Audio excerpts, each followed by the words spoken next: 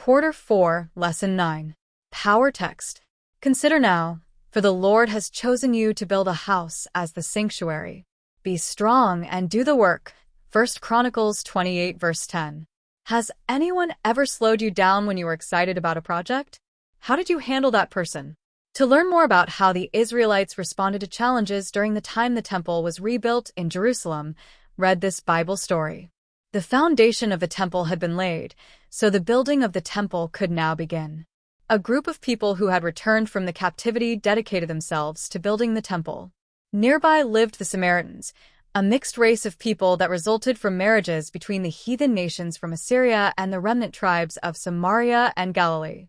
They came to Zerubbabel and the heads of the fathers' houses and offered to help build the temple along with the Israelites.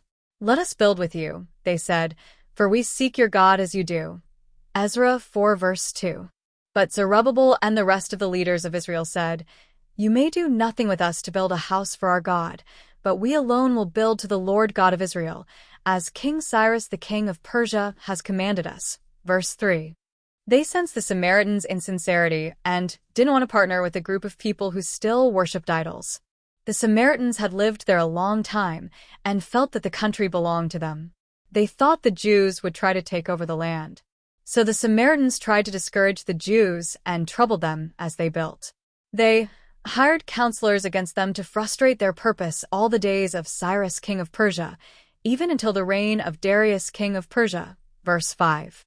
The Samaritans wrote a letter to King Artaxerxes, accusing the Jews of building a rebellious and evil city. "Let it now be known to the king that, if this city is built and the walls completed, they will not pay tax, tribute, or custom, and the king's treasury will be diminished," they wrote. "We inform the king that if this city is rebuilt and its walls are completed, the result will be that you will have no dominion beyond the river." Verses 13, 16. The king replied, "Now give the command to make these men cease, that this city may not be built until the command is given by me." Verse 21. As a result, the work on the house of God was halted until the second year of the reign of Darius, king of Persia. See verse 24.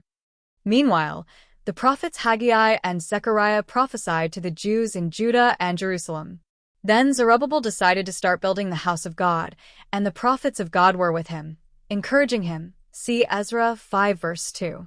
At the same time Tadonai, the governor, came to them and said, "Who has commanded you to build this temple and finish this wall?" Verse 3. But God blessed the Israelites, and they did not quit until a report could be sent to Darius, inquiring about whether they had permission to keep building. After searching the king's records, Darius sent back the following message: "Now therefore, Tadonai, governor of the region beyond the river, and Shetharboznai, and your companions the Persians who are beyond the river, keep yourselves far from there. Let the work of this house of God alone. Let the governor of the Jews and the elders of the Jews build this house of God on its site. Moreover, I issue a decree as to what you shall do for the elders of these Jews, for the building of this house of God. Let the cost be paid at the king's expense from taxes on the region beyond the river. This is to be given immediately to these men, so that they are not hindered." Ezra 6 verses 6-8. Soon the time came when the Jews finished building the temple.